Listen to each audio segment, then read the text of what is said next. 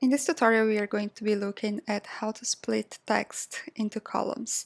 So I have here the names of the continents, and I want them to be one per cell. Here is a very small list, so I could very easily just copy one by one and paste.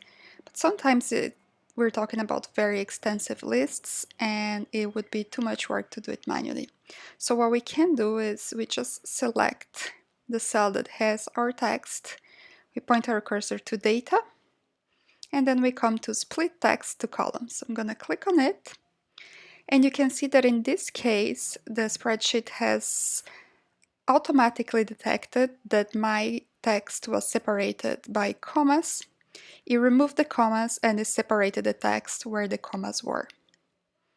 So that's fine, that's perfect, that's exactly what I needed. Now let's try this again. We have the same data, but we have it separated by hyphens. So I'm going to select the cell that has the text, point the cursor to data, and split text to columns. Now in this case, the spreadsheet is asking me, where do you want me to separate the data?